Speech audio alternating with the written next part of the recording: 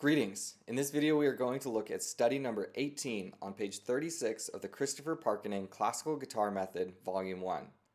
This study has a simpler texture, it just has notes one after another in eighth notes.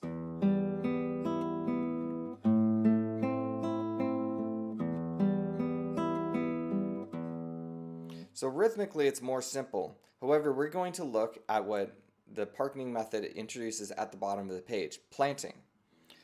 What he describes here is placing these right hand fingers on the strings in order to silence the change and prepare these fingers to be ready to hit that next note quickly. So here's what that would look like. I would plant my thumb and these three fingers on the strings they're going to play, and then go ahead and play the first measure. And then I plant all four fingers where they're going to be, so now my thumb is on a different string, it's now on string 5.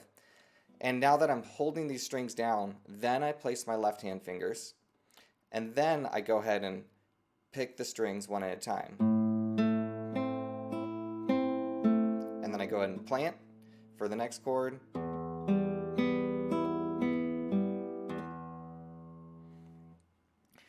What this is useful for is two main things. The first thing is that it covers up the sounds that our fingers make when we're doing these changes. So for example, when I go from this chord to this chord, if I don't plant, I get a little bit of noise. It's subtle, but it makes a real difference, especially when you're recording music. It's very important to train your hands to be able to mute, place, pick. Mute, place, pick. It adds an extra layer of complexity to playing. However, once you've gotten used to it, you're going to start to hear the difference when you forget to plant. And it does come up quite a bit. There are many, many situations in which, especially these thicker strings, will just make a buzz or something just unsightly. It doesn't sound very nice. And it helps just to cover up and clean up your sound. So that's the first reason, is getting a cleaner, crisper, really professional sound. The second reason is because it helps these fingers to be where they need to be when they're needed. If I place them on the strings before they're actually needed, they will be available to me and I can play more quickly because they're already where they're needed. As opposed to just floating and just swinging one finger through at a time, now my fingers kind of grip those strings.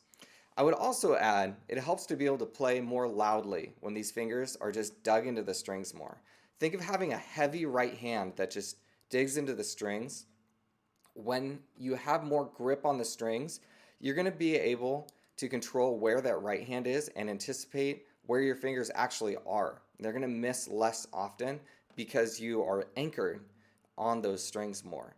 So get in the habit of planting, preparing those strokes, and anchoring your right hand when you can. One thing you could do, for example, is if I were to play the second measure, I immediately place my thumb after hitting that A on the 5th string. I move my thumb to the 6th string and prepare for that E. So once I've picked through these fingers, I no longer have any of these three planted, and I alternate back to these two. They're alternating. So I pick and place the next one, pick and place the next one, pick. Well, while these ones are alternating, my thumb is still anchoring my hand with my right hand thumb.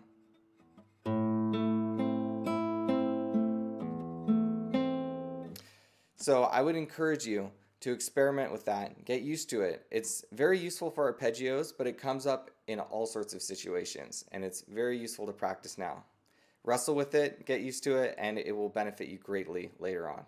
Thank you very much for watching, and I hope this is helpful.